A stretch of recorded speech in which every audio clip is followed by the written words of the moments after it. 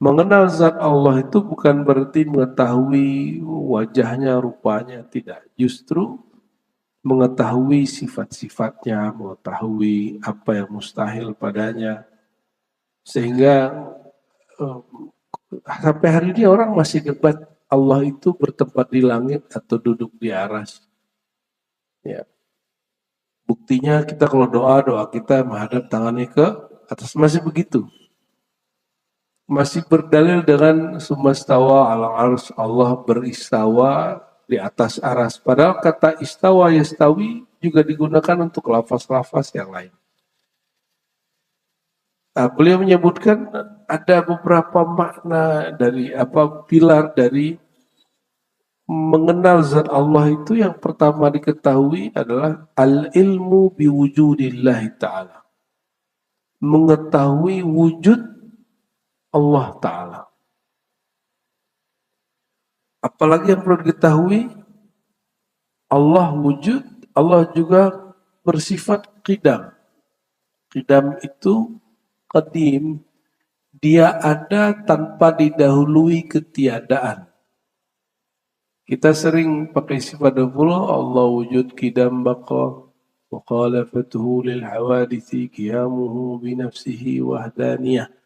Nah, ini yang kemudian dibongkar oleh Imam Ghazali.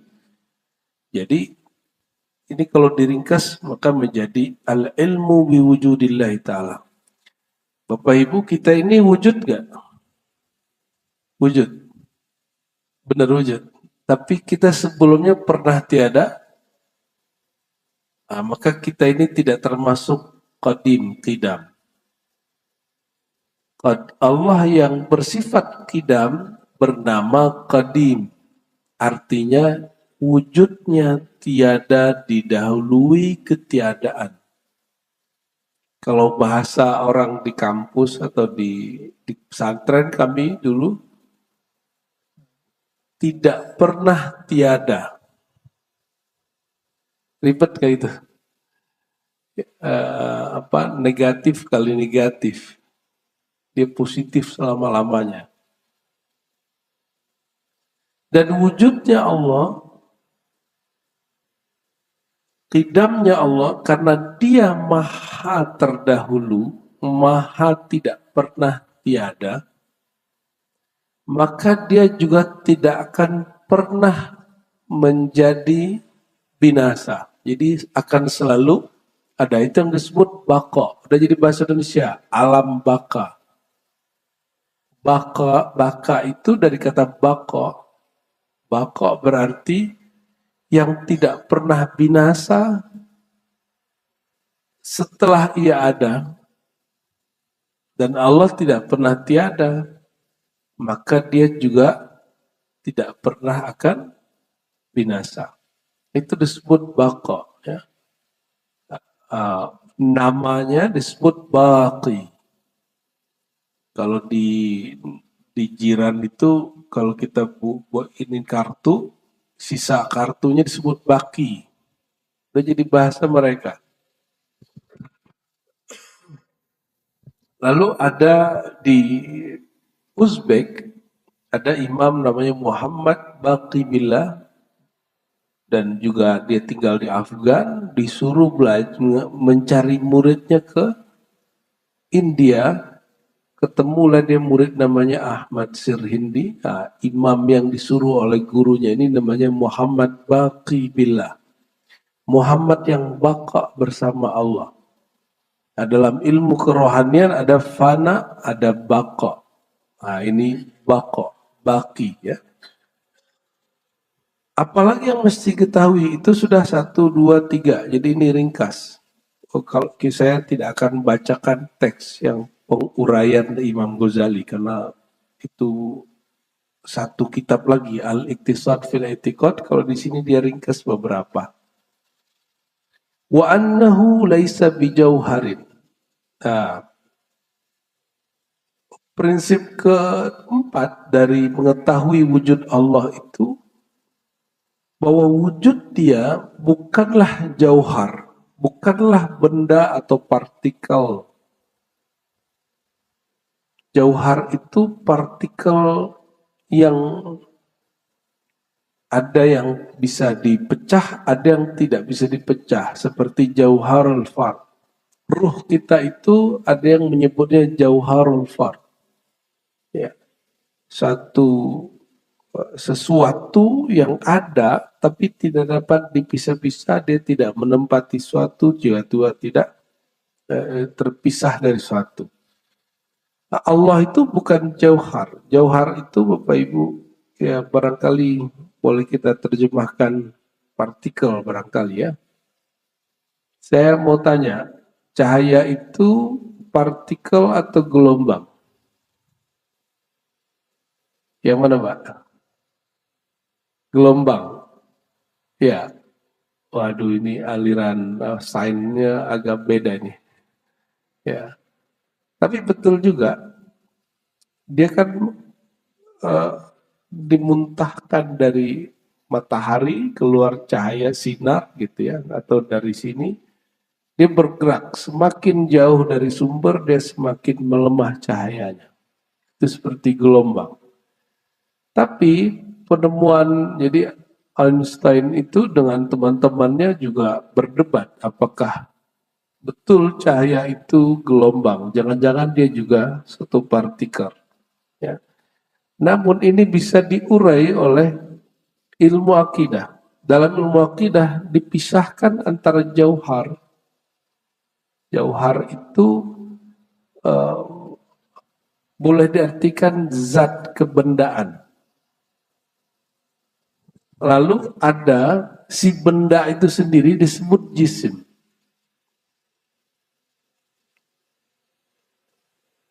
Jisim ini Bapak Ibu terdiri lebih dari satu jauhar, satu partikel, satu zat.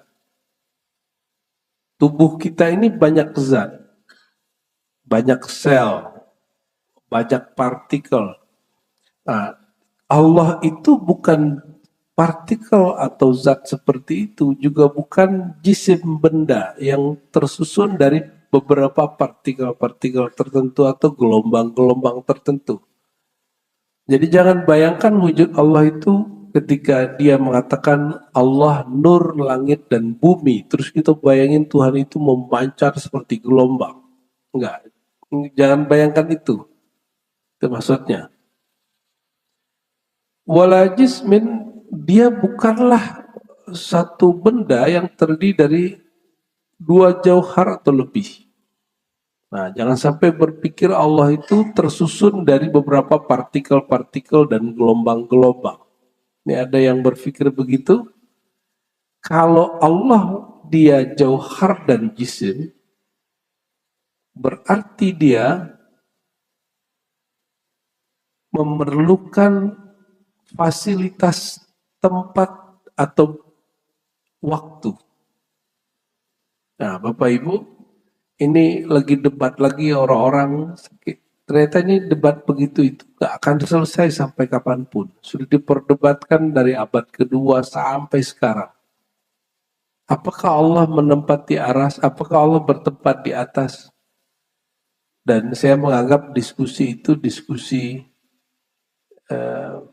ya hanya menguatkan kelompok yang tidak percaya atau kelompok yang percaya. Dan hasilnya tidak ada hasil. Yang percaya tambah percaya, nggak percaya tambah tersinggung. Jadi kita kalau bilang nih misalnya, Bapak Ibu mengatakan, Tuhan tidak bertempat di atas.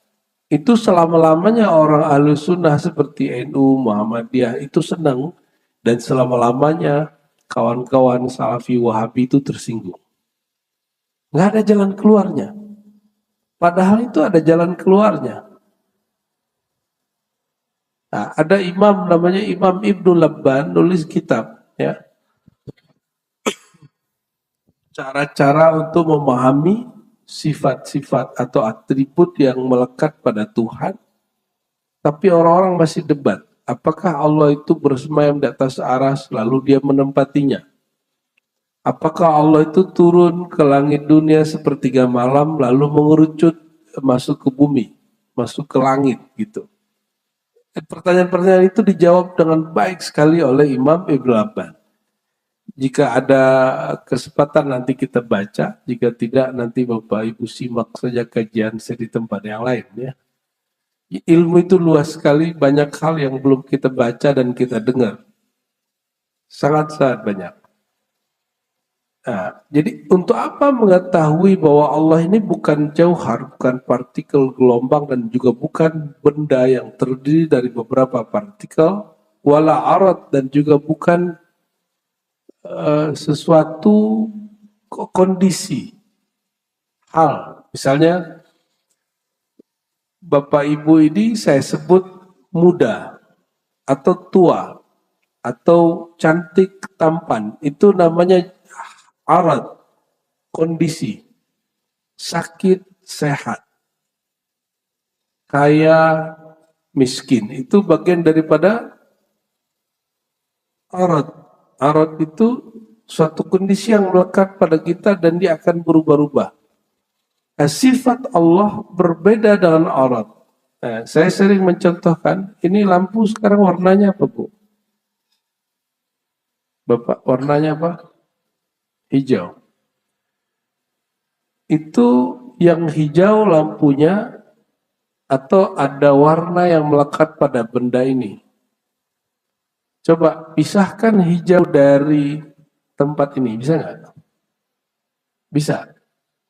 Pasti kebawa benda ini. Jadi kita tidak bisa membayangkan warna hijau, dia tidak melekat pada satu benda. Paham maksudnya? Nah, jadi ada jisim, ada benda, ada kondisi yang melekat padanya. Si kondisi ini kita sebut juga atribut kah, kita sebut sifat kah, itu tidak pernah ada kecuali melekat pada benda itu.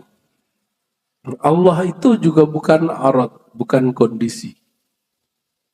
Karena jika kita sebut sifat Allah itu seperti arad, nanti kita akan menyamakan dia dengan makhluk seperti ini. Wa annahu subhanahu laisa mukhtassan bijihatin. Nah, ini yang paling penting. Dia Allah Maha Suci laisa mukhtassan, tidak dikhususkan dengan suatu arah. Nah, ini agak menarik Bapak Ibu. Seorang syekh yang digelari Syekhul Islam itu akhirnya bentar-bentar dimasukin penjara. Jadi dulu orang kalau ceramah, sekarang kota Damaskus yang sampai hari ini Bapak jangan heran, itu negeri jarang sekali lebih dari 1 abad itu nggak perang. Selalu sebelum 1 abad sudah perang. Itu Damaskus. Apakah perang kecil atau perang besar? Damaskus yang hari ini hancur amburadur, kemudian presidennya kabur, ya, dia udah capek juga kayaknya mempertahankan negeri yang tidak mau mempertahankan dia. Itu negeri, ada satu kota namanya Damaskus, kota legendaris, boleh disebut salah satu dari 10 kota tertua di alam semesta.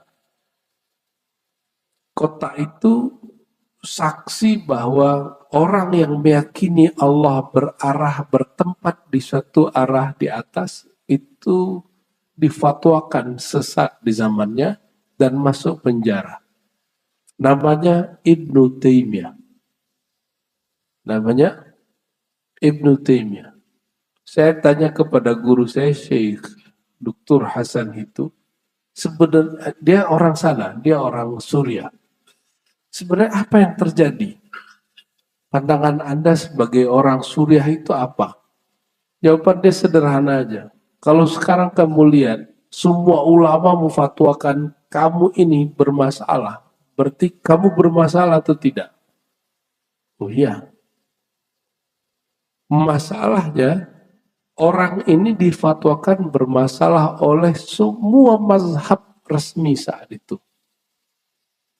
Sehingga dipindahkan ke penjaranya Ibnu Taimiyah itu, dari Damaskus dipindahin ke ke Mesir. Terus ibunya datang memohon kepada Qadil Quddar, Hakim Agung, agar dipindahin, dibalikin lagi ke Damaskus.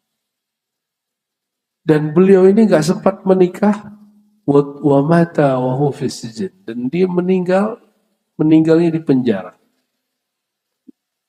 Oleh pengikutnya disebut Syekhul Islam Ibnu Taimiyah. Ya, ini yang lagi rame-rame juga di luar ya. Orang bahas Ibnu Taimiyah. Ramenya apa? Ada klaim bahwa Hadratus Syekh Hasyim Asy'ari, pendiri NU, salah satu pendiri NU, apakah benar meyakini Ibnu Taimiyah ini sesat? Yang jelas kalau di risalah Ahlussunnah beliau meyakini Wahabi itu sesat.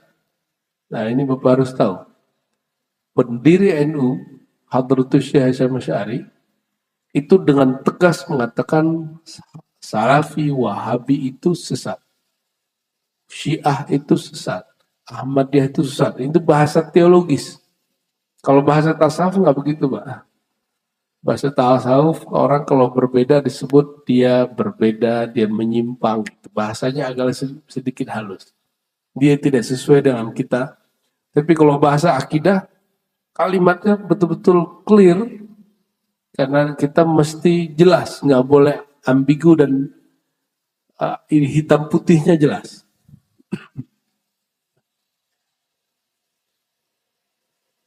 Nah, dalam hal ini,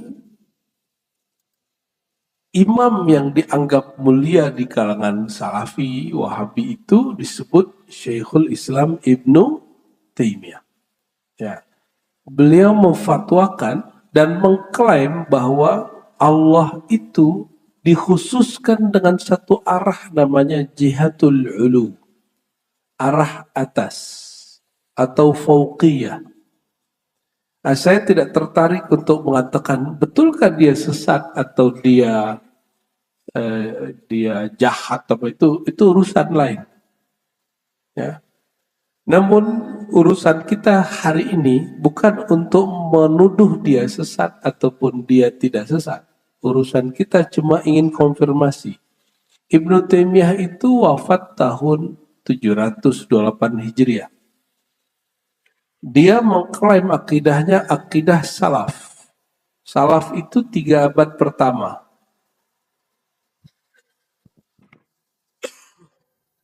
Setelah kita teliti, siapakah salaf yang dimaksud? Ternyata bukan salaf Imam Asy'ari. Bukan Maturidi, bukan Junaid, bukan Syafi'i, bukan imam-imam itu. Tapi yang dimaksud adalah akidah Utsman bin Sa'id Ad-Darimi yang wafatnya lebih kurang tahun 280 atau 81 Hijriah.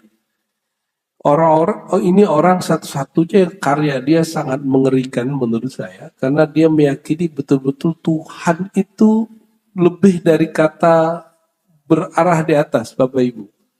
Dia punya 2 kitab, itu penelitian saya waktu S3, Ar-Raddu alal Jahmiyah, lalu ada satu kitab lagi yang lebih gila lagi. Apa kata dia?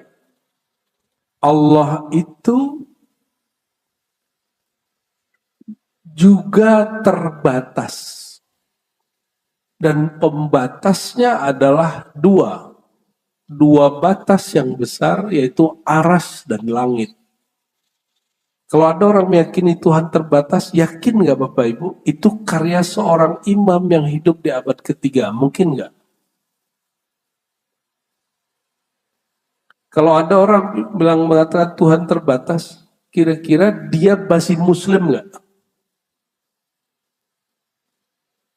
Masih Muslim nggak dia? Nah, saya curiga itu bukan karya dia, tapi karya dia dipalsukan. Ya, Utsman bin Sa'id Darimi ini salah satu juniornya Imam Bukhari.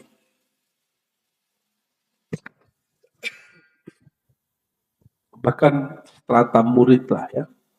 Dia pernah jumpa dengan Ahmad bin Hambal, Imam Ahmad bin Hambal, dan mengklaim akidah dia itu akidah Ahmad bin Hambal. Tapi murid Imam Ahmad bin Hambal kan banyak. Imam Ahmad bin Hambal punya murid lain yang juga ahli hadis, ahli fikih namanya Zakaria As-Saji. Itu yang punya murid kemudian Imam Asy'ari dan tidak mengajarkan seperti itu. Tidak mengajarkan bahwa Allah ini punya batas. Nah, pertanyaannya gampang aja. Arasy Allah, singgasana Allah, itu makhluk atau bukan? Makhluk? Arasy, bukan makhluk. Kholik dong. Gimana Pak? Ini pertanyaan ringan. Arasy Allah itu makhluk atau bukan? Makhluk atau bukan? Bingung ya. Kalau dia tidak makhluk, berarti ada lebih dari dua kholik di alam semesta ini. Allah dan juga arasy itu sendiri. Dia dicipta atau tidak dicipta? Arasy. Mungkin bahasanya lebih ringkas. Kalau makhluk nih bahasanya masih bingung. Arasy Allah itu dicipta atau tidak? Dicipta. Siapa yang mencipta? Oke, Allah yang mencipta beneran. Sebelum arasy dicipta, Allah menempati mana? Apa yang Allah tempati?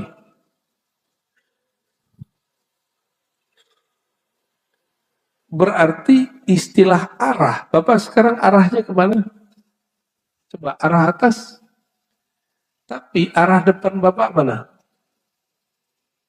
Oke, arah belakang. Arah belakang Bapak itu arah depan saya. Nyambung? Jika ada semut hari ini di atas, dia lagi jalan begitu, arah atas dia mana? Bawahnya kita. Bumi ini bulat, flat atau datar? Bulat atau flat?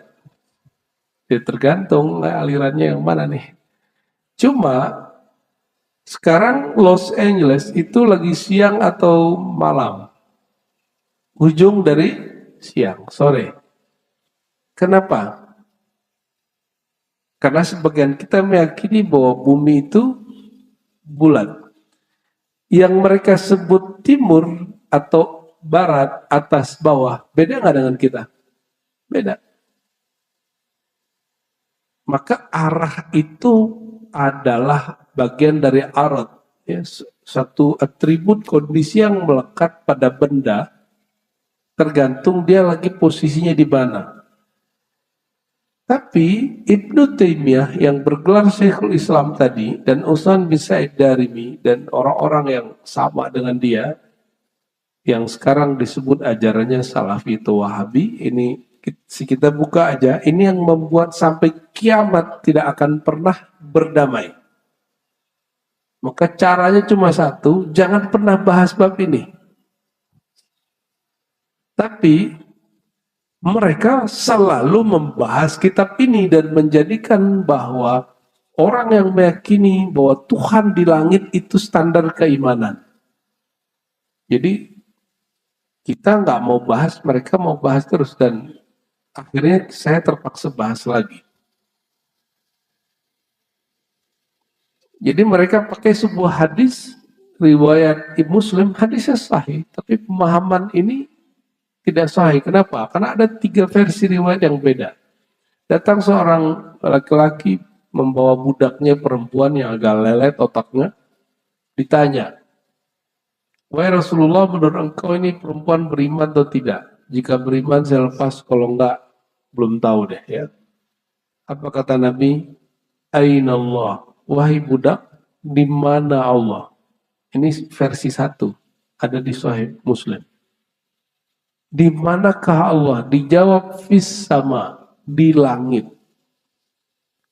Hadis ini bertentangan nggak dengan ayat? Kalau kita mau ngitung-ngitung Tuhan berada di mana, coba perhatiin. Ar-Rahman alal arsy istawa. Tuhan Maha Pengasih bersemayam di atas aras. Aras sama langit beda nggak?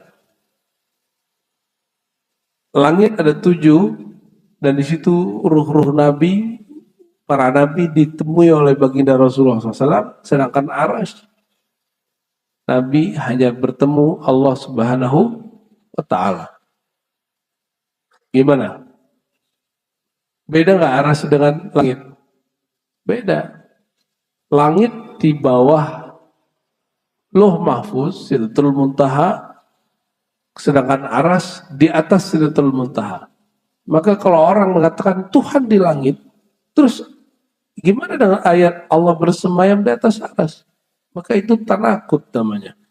Jadi walaupun hadisnya Sahih Bukhari dan Muslim, walaupun hadisnya dikatakan ini paling sahih di dunia, jika bertentangan dengan redaksi ayat, kita perlu pertanyakan, jangan-jangan hadis ini pengkhabarannya ada masalah.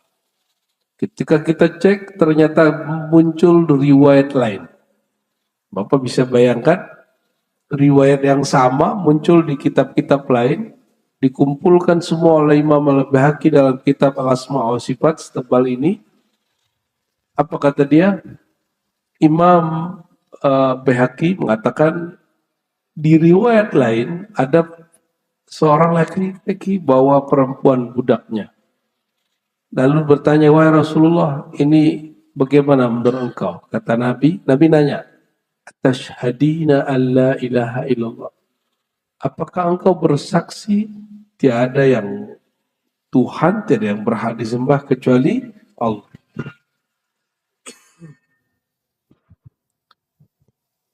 Lalu dia jawab, Ashhadu an la ilaha illallah.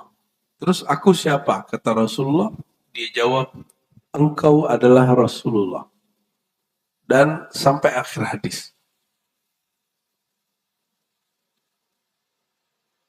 Di riwayat ketiga, pertanyaannya bukan itu. Rasulullah SAW bertanya, Man Rabbuk? Tuhanmu siapa? Lalu dia jawab, Rabbi Allah. Tuhanku Allah. Perhatiin Bapak Ibu, kira-kira kalau ada orang masuk Islam, beriman, pertanyaannya yang cocok apa kalau orang masuk Islam? Apakah Tuhanmu di langit? Di mana Tuhanmu? Atau apakah engkau bersaksi tiada Tuhan selain Allah? Atau yang ketiga, siapa Tuhanmu? Mana yang pas mempertanyakan iman seseorang, yang mana yang paling pas? Kedua. Oke, Bapak lolos pagi ini, Pak. Maksud saya menyebut ini apa? Betapa banyak riwayat yang sahih secara jalur pengkhabaran, tapi secara konten dia perlu dikritisi sesuai dengan ilmu yang berkait dengan riwayat itu.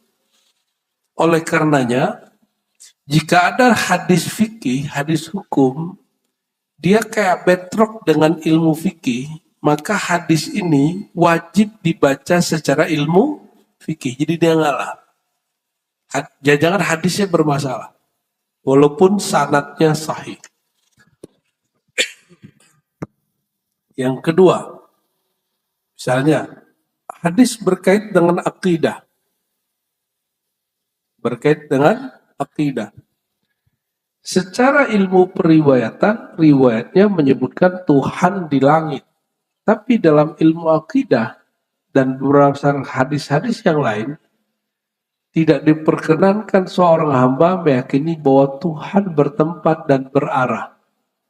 Maka hadis yang tadi mesti disesuaikan dengan riwayat yang lain dan dimaknai sesuai dengan kaidah Ahlus Sunnah wal Jamaah. Gitu maksudnya. Ya, jadi nggak boleh menelan hadis itu mentah-mentah. Dia mesti dibaca dengan ilmunya.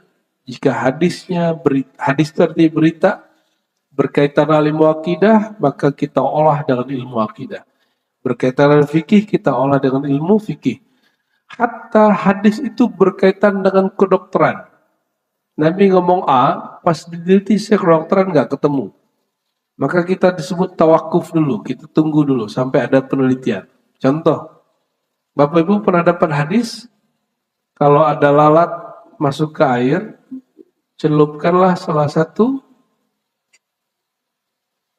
sayapnya karena di salah satu sayapnya ada racun dan satunya lagi penawar. Sampai hari ini belum ada penelitian yang valid, jurnal-jurnal ilmiah yang mengekspos itu dengan baik. Maka kita tidak menolak ini hadis, tapi kita tawakuf, namanya tawakuf. Apa arti tawakuf? Menahan diri untuk mengomentarinya. Baik. Nah, kembali ke ini. Wa annahu subhanahu wa ta'ala laisa mukhtassan bijihatin. Dia tidaklah, ulama salafus soleh dulu tidak meyakini Allah dikhususkan dengan suatu arah. Karena akan bertentangan dengan banyak ayat dan banyak hadis. Kalau kita lagi di jalan, lagi di pesawat kah, di bus kah, mau sholat sunat. Nggak perlu turun, tidak perlu turun, kita langsung sholat. Sholatnya boleh menghadap ke mana aja. Kenapa? Fa'ainama tuwallu fasamma wajullah. Kemanapun engkau menatap, disitulah wajah Allah. Kalau kita memahami ini secara harfiah kan berbahaya. Oleh karena itu, memahami teks Quran secara literal, secara harfiah, itu tidak diperkenankan kecuali dikonfirmasi oleh ulama ahli akidah. Nah, Bapak Ibu, imam yang tadi disebut Ibnu Taimiyah itu, dia sebenarnya orang yang sangat cerdas. Tapi dia bermasalah dalam manhaj, namanya manhaj literalism. Mengambil teks ayat sifat-sifat Allah secara literal. Dan itu menjadi petaka bagi beliau sehingga rahmatullah alaihi wa ghafarallahu lahu, semoga Allah mengampuninya, dia wafat pun di dalam penjara. Tapi terakhir di hari hayatnya dia jadi sufi. Ya, Bapak bisa cek, ada satu kitab judulnya Al-Wabilus Sayyib, ditulis oleh muridnya yang menemani dia di penjara, dan dia mengisahkan bagaimana Ibnu Taimiyah ini lebih sufi dari semua mursyid-mursyid yang ada hari ini. Jadi dia tuh pagi habis subuh baca Fatihah 40 kali, zikir sampai siang. Ditanya sama muridnya, apa engkau tidak sarapan wahai Tuan Syekh? Apa jawaban dia? Sarapanku adalah zikrullah. Ada yang mampu gitu nggak Pak? Sarapanku adalah zikrullah. Jadi di akhir hayatnya dia menjadi sufi, karena lalu dia memulai mengurai kalam-kalam Syekh Abdul Qadir Jilani, tapi dia tidak sepakat dengan Imam Syazili. Jadi dia pronya ke Imam Kusyairi dan Imam Syazili. Imam Syekh Abdul Qadir Jilani. Maka dia menyebut dalam beberapa kitab dia, Syekh Abdul Qadir itu dengan gelar Tuanku Syekh, Sayyidi Syekh, Sidi Syekh. Karena dia terbukti wafatnya dalam keadaan menjadi seorang sufi, menurut kitab ini, maka beliau ketika wafat dikuburkan di Damaskus, di pemakaman khusus para sufi. Namanya Makbarah Sufiyah. Bapak kalau nanti Damaskus aman, silakan buktikan sendiri, berziarah ke beliau, nama pemakamannya pemakaman Sufiyah. Jadi Ibnu Taimiyah yang tadinya diklaim anti sufi, anti tarekat, anti tasawuf, ternyata dia meninggal sebagai seorang sufi. Dan ini di kampus ada Prof. Yunasril Ilyas ya, itu mengkonfirmasi kebenaran ini. Ya, tadinya dia anti tasawuf, pro Ibnu Taimiyah dalam bab ini, tapi di akhir hayat dia menemukan, oh Ibnu Taimiyah seorang sufi. Saya nggak penting apakah dia sufi tidak sufi. Yang penting adalah karya dia tentang bahwa Tuhan berada di langit dan di arah atas itu sudah menyebar bahkan sampai hari ini. Benar sudah menyebar? Jangan-jangan masjid ini menjadi salah satu tempat mereka mengajarkan akidah itu. Hati-hati Pak. Ya. Kita tidak ingin Bapak bertengkar dengan mereka, tapi kita hanya ingin Bapak memfilter kajian-kajian Ahlus Sunnah. Bahkan kajian saya pun kalau nggak cocok silakan saya difilter kajiannya, nggak apa-apa. Ya, cuma kan lucu orang bukan jurusan akidah memfilter orang akidah itu lucu Pak. Oke, jadi jangan pernah membayangkan atau memperdebatkan Tuhan berada di atas secara fisik. Maka ungkapan tinggi untuk Tuhan, untuk Allah, ini bukan ungkapan tempat. Jadi bolehkah kita mengatakan Tuhan yang di atas? Dia yang di atas, dia yang maha tinggi. Boleh dengan satu syarat. Oke, di depan sudah kita sebut, dia tidak benda, dia bukan jauhar, partikel, bukan gelombang, bukan arad, bukan satu kondisi. Karena dia bukan benda, benda itu bertempat atau tidak? Ya, maka ketika kita sebut Allah itu bukan benda, lalu kita katakan dia yang di atas. Ini sebenarnya kontradiksi. Tapi ilmu bahasa itu menjadi penengahnya. Ada yang disebut hakiki dan majazi. Jika dia bukan benda, maka mustahil dia bertempat di atas, di bawah, di kiri, kanan, depan, belakang. Maka ungkapan di atas itu menunjukkan penghormatan kepada Allah Subhanahu wa Ta'ala. Bukan berarti Allah benar-benar di atas. Gitu. Itu maksudnya. Jadi ternyata dalam bahasa Arab itu ada. Hakiki majazi itu bahasa Indonesia atau bahasa Arab, Pak? Itu bahasa Arab yang diserap dalam bahasa Indonesia karena bahasa kita menyerap banyak bahasa. Hakiki berarti hakikat, majazi berarti tidak hakikat. Nah, tidak hakikatnya ada yang metafora, ada yang ironis dan lain sebagainya. Sudah connect? Ya. Jadi bolehkah kita mengatakan Tuhan yang di atas sana? Itu boleh sebagai bentuk penghormatan.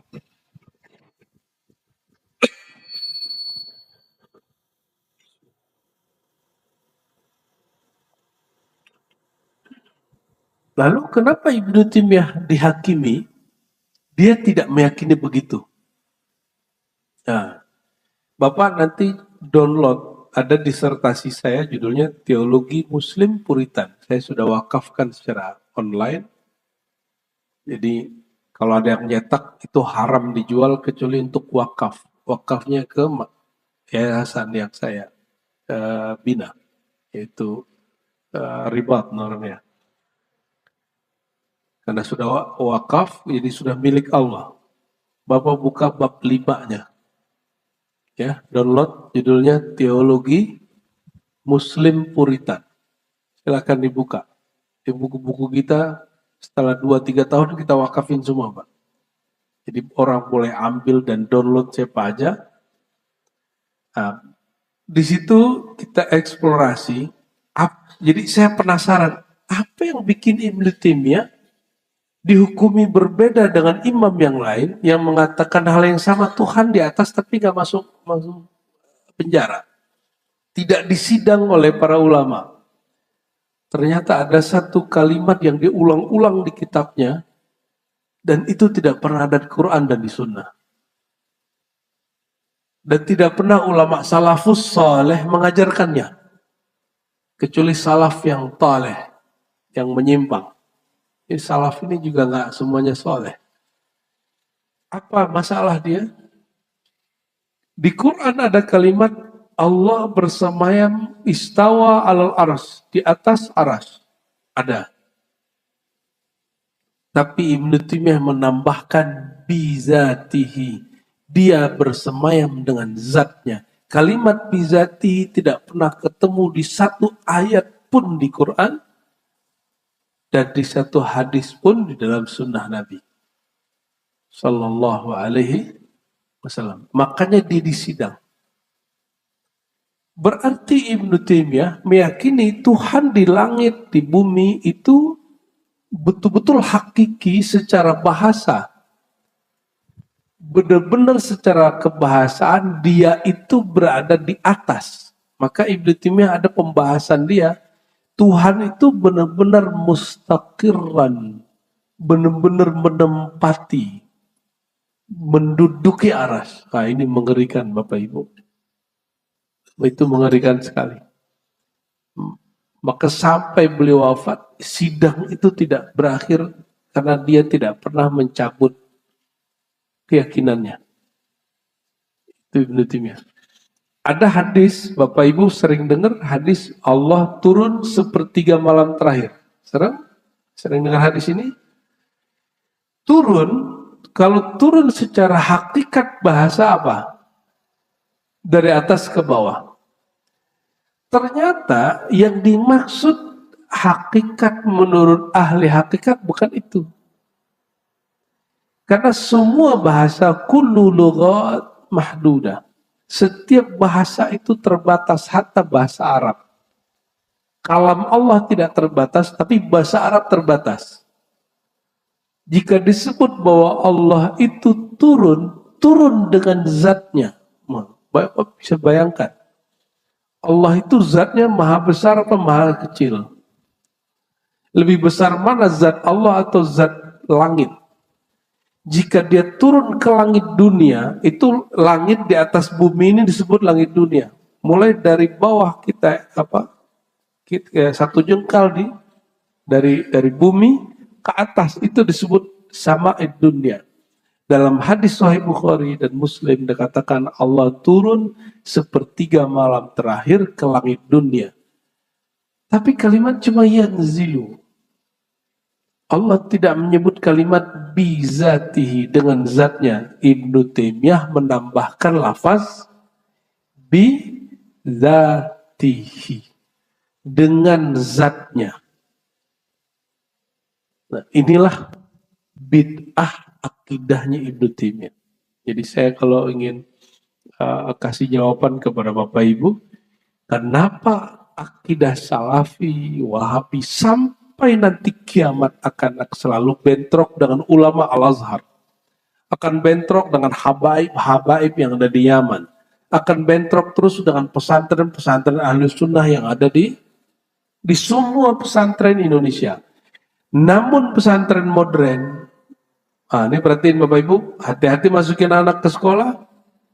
Beberapa pesantren modern hari ini mengizinkan dan mewajibkan kurikulum kelas 4, 5, 6 diganti dengan akidah Ibnu Taimiyah. Nah, ditulis oleh orang hari ini masih hidup namanya Saleh Fauzan. Itu akidah Ibnu Taimiyah. Mengajarkan Tuhan di langit dengan zatnya, Tuhan bersemayam di atas aras dengan zatnya, Tuhan turun ke langit dunia dengan zatnya. Zat Allah turun ke langit. Itu kan mengerikan itu Bapak Ibu. Cukup Ibnu Taimiyah mengatakan harusnya ya. Seperti Imam Asy'ari, Imam Ibnu Ahmad bin Hambal, Syafi'i, Malik mengatakan apa? Tuhan bersemayam di atas aras. Semuanya percaya. Tapi mereka mengatakan bukan dengan zat, mengatakan dengan ilmu yang dia tahu, dengan istiwa yang layak baginya. Murid Ibnu Taimiyah ada yang tidak mau mengikuti ajaran dia lagi, namanya Ibnu Katsir. Dalam bab ini, yang lain dia masih ikuti. Silakan buka tafsir Ibnu Katsir, tidak pernah ketemu dia mengatakan Allah bersemayam dengan zatnya. Yang muncul adalah kama yaliku bijalali. Dia bersemayam sebagaimana layaknya dirinya. Allah itu selayaknya, apakah zat dia layak untuk menempati makhluk bernama aras? Kan tidak layak. Apakah layak kita membayangkan dia kemudian masuk ke langit dunia dan mengerucut? berpindah dari atas ke bawah itu tidak layak. Nah, maka sebutlah karena dia bukan benda, turunnya tidak dari atas ke bawah. Karena dia bukan benda, bersemayamnya bukan menempel. Karena dia bukan benda, jika kita sebut dia di atasnya bukan berarti ada bawahan dan ada atasannya. Ya, Ibnu Taimiyah itu sampai menjadikan pembahasan ini setara fikih, Bapak Ibu. Apa kata dia? Kalau Allah turun sepertiga malam terakhir, terus yang di aras siapa? Pertanyaan-pertanyaan begitu sampai dia begini. Lalu dia mengkritisi pendahulu dia yang meyakini ketika Allah turun ke aras ke langit pertama, maka aras kosong. Apa kata Ibnu Taimiyah? Oh tidak, dia turun ke langit dunia tanpa meninggalkan aras. Itu kontradiktif gak di sini? Nah, itulah hakikat akidah Ibnu Taimiyah yang sekarang dipakai oleh saudara-saudara kita Salafi. Jadi kita sebagai tanda sayang kepada mereka, kita kasih tahu, ini loh penyebab Imam ente, Syekhul Islam ente difatwakan 4 mazhab dan semua ulama muktabar zaman itu tidak ada yang diam kecuali 1-2 aja. Dan mereka sepakat menjebloskan beliau dan memfatwakan beliau menyimpang. Apa sebabnya? Ini dia. Ya, karena akidahnya kontradiktif satu dengan yang lain. Nah, silakan Bapak Ibu jadikan pertimbangan ya. Jangan sampai masjid kita menjadi corong dari kontradiksi itu. Ya. Masjid ini boleh semua ya, terserah Bapak lah ya. Tapi tanggung jawab saja di hadapan Allah Subhanahu wa Ta'ala nanti. Maka kalimat berikut beliau adalah wala mustaqirran ala makan. Allah itu, kata Imam Ghazali, sesuai akidah salafus saleh, tidak menempati makan satu tempat. Aras itu tempat, Allah tidak menempatinya. Sebagaimana dia sebelum menciptakan aras tidak bertempat, maka dia tidak perlu menempati aras. Maka jika disebut dia bersemayam di atas aras, itu dia memerlukan aras atau aras memerlukan dia? Aras memerlukan dia. Maka kalimat ini adalah kemuliaan untuk aras. Bukan kebutuhan bagi dia.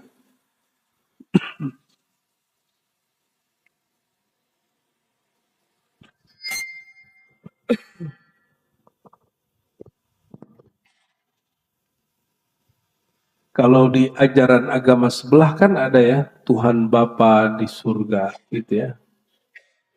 Benar nggak? Nah itu sudah berjauh lagi itu Pak. Surga itu kecil dibandingkan aras. Surga itu seluas langit dan bumi. Langit dan bumi digabung itu cuma 1 titik dibandingkan aras. Jadi Tuhannya mengerucut juga tuh Pak. Di 1 titik kecil itu ya. Jadi Tuhan tidak menempati kolbu juga. Yang disebut kolbul mu'min baitullah. Nah ini meluruskan beberapa orang yang belajar ilmu tasawuf dan keliru karena alus sunnahnya nggak mateng. Lalu meyakini ada Tuhan di dalam dirinya, itu keliru juga. Yang tepat, kolbul mu'min baitullah, kolbu orang beriman itu baitullah. Coba, ini masjid apa namanya? Nama masjidnya? Puri Cinere. Nggak ada nama Baitullah apa Baitur Rahman gitu ya? Nggak ada. Oke. Masjid Puri Cinere adalah bait min buyutillah. Rumah dari rumah-rumah Allah. Apakah Allah menempati masjid ini? Maka yang disebut Baitullah, qalbul mu'min Baitullah, tempat menyembah Allah. Jadi di dalam diri kita, di manakah tempat kita menyembah Allah sebenarnya? Itu di kolbu. Itulah yang dipandang oleh Allah. Ya, paham maksudnya ya?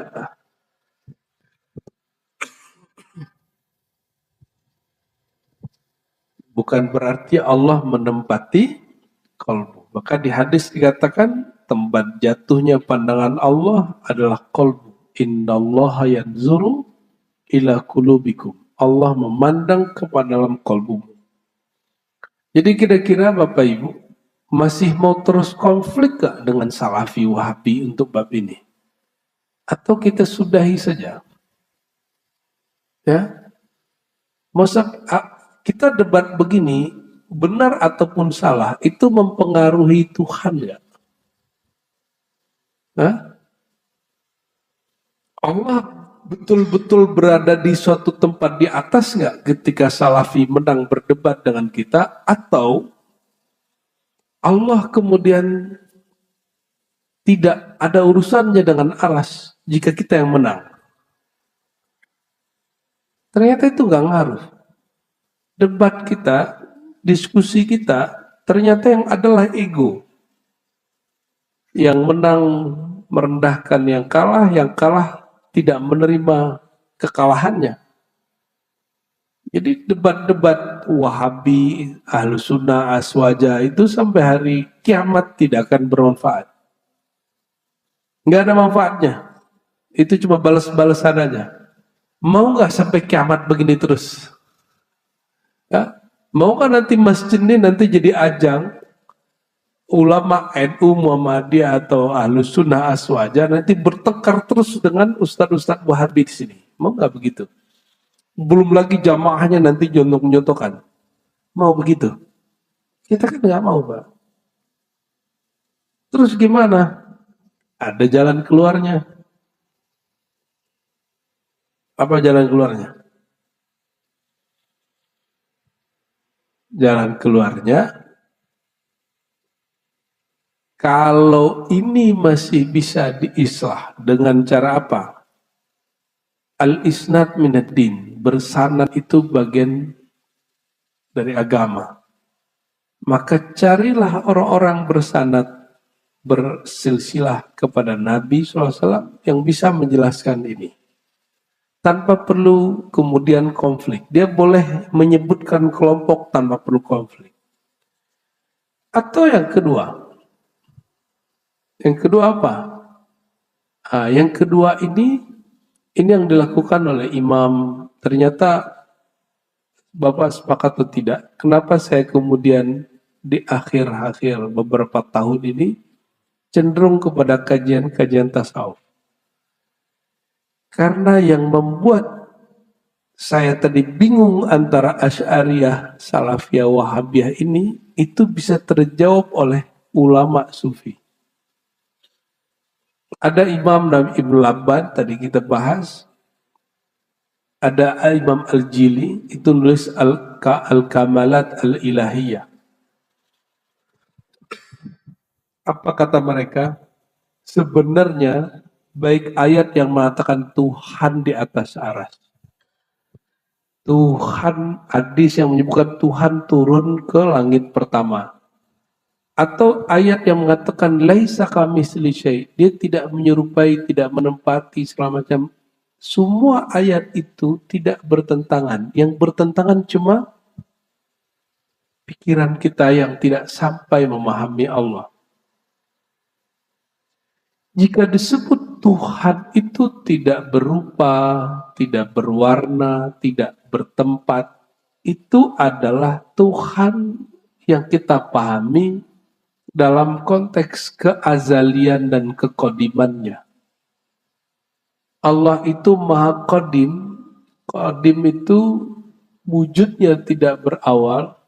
Kalau azali, wujudnya sebelum waktu penciptaan. Kita ini makhluk, Bapak Ibu. Makhluk ini ada awal penciptaan nggak? Ada. Awal penciptaan itu awal dari masa yang disebut time makhluk, ya, zaman kemakhlukan. Sebelum Allah mencipta itu disebut dengan masa azaliyah. Sebelum azaliyah itu disebut qadimiyah. Jika dia menyebut dirinya laisa kamitsli syai', dia tidak menyerupai suatu apapun. Jika sesuatu bertempat, dia tidak bertempat. Sesuatu berlaku hukum waktu, dia tidak berlaku hukum waktu. Sesuatu itu ada atas, bawah, kiri, kanan, bawah, tidak berlaku kepadanya. Ini disebut dalam bahasa Ahlus Sunnahnya tanzih. Apa bahasanya? Tanzih. Coba dihafalkan istilah ini Bapak Ibu, ini paling penting. Ini mengurai surat Asy-Syura ayat 11 untuk mengurai di pikiran kita konsep Wahabi, Salafi atau Aswaja yang bentrok. Orang Wahabi, orang Aswaja tidak akan pernah islah, Bapak Ibu. Tapi minimal di pikiran kita itu selesai. Bukan orangnya yang kita debatkan di sini, tapi konsepnya. Ya, sehingga kita kalau ngeliat Wahabi kita senyum, kalau ngelihat Aswaja kita juga senyum. Sebenarnya apa yang terjadi di mereka? Ini dia. Kelompok Aswaja memberlakukan tanzih baik pada azaliyah kodimiyahnya dan juga kemakhlukan. Periode kemakhlukan. Allah telah mencipta. Itu masih mengatakan Tuhan tidak menempati Tuhan. Tuhan itu transenden. Itu bahasa Arab, bahasa filsafatnya. Bahasa Qur'annya laisa kamitslihi syai'. Atau Bapak hafal Al-Ikhlas, lam yakun lahu kufuwan ahad. Itu artinya sama. Allah maha transenden, tidak dapat dibayangkan karena dia memang bukan benda. Jadi ini ada rumus, pikiran ini hanya dapat membayangkan sesuatu yang bendawi, kebendaan. Kalau dia bukan benda nggak bisa dibayangin, Pak. Allah itu bukan benda, maka dia bukan objek untuk dibayangkan. Oke? Nah, ini yang disebut tanzih. Akidah apa? Akidah tanzih. Akidah tanzih itu sepakat baik Salafi, Wahabi ataupun Aswaja. Yang berbeda itu adalah porsinya. Ahlus Sunnah Aswaja ini memberi porsi tanzih itu 100%. Sedangkan Salafi, Wahabi sekian persen aja. Itu bedanya. Oke? Lalu setelah Allah menciptakan alam ini, kita sebut periode kemakhlukan, hubungan Allah dengan alam itu apa? Nah, hubungan itulah yang disebut dengan istawa, bersemayam, turun. Turun di sini karena dia bukan benda, tidak menempati, maka terimalah kata turun, keterimalah kata dia di atas aras, tapi bukan berarti sebagai benda. Kalau kita sebut benda di atas aras, benar-benar di atas. Jika kita sebut Bapak ini turun dari lantai 2 ke 1, betul-betul turun 1, 2, dan yang di atas jadi kosong. Nah, itu maksudnya. Jadi minimal di pikiran kita, Allah itu bukan benda. Maka sebutlah dia mau turun, mau dia bersemayam, mau dia menempati apapun, itu bukanlah menempati. Kenapa? Karena dia bukanlah benda, dia tidak benar-benar mengerucut atau turun, berpindah-pindah dan sebagainya. Nah, ini disebut dengan bila tasbih. Tanzih bila tasbih. Wa la ta'til. Ya. Meyakini Allah turun dengan sebutan kata turun, bersemayam dengan sebutan kata istawa, tapi bila tasbih. Tanpa menyerupai turunnya, bersemayamnya dengan makhluk. Maka muncul kaidahnya, kita meyakini Allah Ta'ala betul-betul bersemayam di atas aras, betul-betul turun. tapi dia tidak turun seperti makhluk. Tidak pula seperti kata Ibnu Taimiyah benar-benar dengan zatnya. Ya. Terus gimana? Wa huwa a'lamu bi muradihi. Dia lebih tahu maksudnya daripada kita. Nah, kita serahkan ilmunya kepada Allah dan kita yakini Allah betul-betul istawa nuzul, tapi bukan dalam pemahaman kemakhlukan. Itu dalam pemahaman dirinya, dan hanya dirinya yang tahu. Nyambung? Jadi kalau kita ngelihat hari ini orang bertengkar Allah bersemayam di atas, dia terjebak pada kebahasaan. Dia terjebak kepada istilah kepala dia. Dan dia secara tidak sadar sedang menghukumi Allah dengan pikirannya. Dan itu keliru besar. Allah Subhanahu wa taala Maha Suci dari semua yang kita bayangkan, ya. Barangkali itu Bapak Ibu, ya.